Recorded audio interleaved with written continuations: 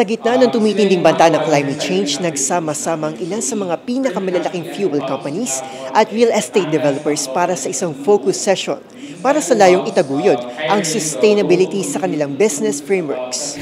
Iba-ibang pamamaraan tungo sa iisang adhikain. Ito ang naging tema ng kauna-unang focus session na binuo ng Manila Bulletin. Tampok dito ang mid-market at startup sustainability initiatives ng Arthaland, renewable energy campaigns ng Aboitiz Power at Shell, gayon din ang cultural sustainability hatid ng Negro World.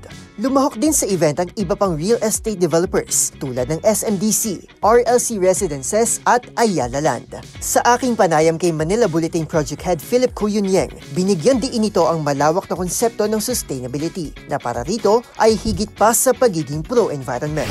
We felt there was still a problem in terms of the information trickling down. A lot of people will always think about sustainability purely in terms of the environment, not realizing that there is the ESG agenda of environment, social, and governance. And so we wanted to broaden the awareness of what's going on, Arnold. And we felt that this was one opportunity to do it, especially with the kids. Because for us, it's their future we're talking about. A lot of times people talk about planet, people, but you also have to think of profit. Because if you don't have profit, you can't even sustain your operation. Inimbitahan din bilang special guest si Makati Mayor Abby Binay na ibinida ang sustainability projects ng Makati City. Sa aking panayam sa alkalde, ibinahagi nito ang kanyang continuity measures para sa sustainability programs ng kanyang lungsod.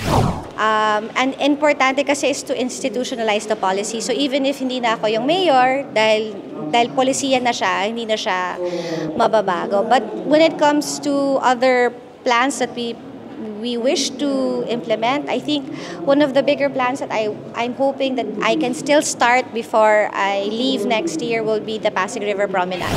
Umaasa rin si Binay na magkaisa at pangunahan ng buong Metro Manila ang sustainability framework na pwedeng sundan ng buong bansa. It has to be a cohesive and collective effort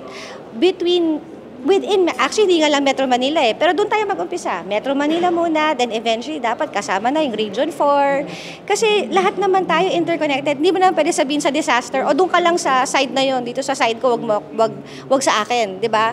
Climate does not just affect Makati, it affects the entire country.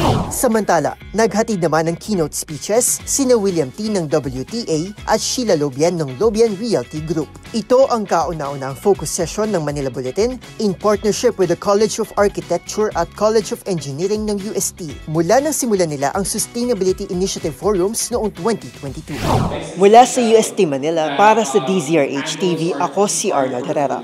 Una sa Pilipinas, una sa Pilipino.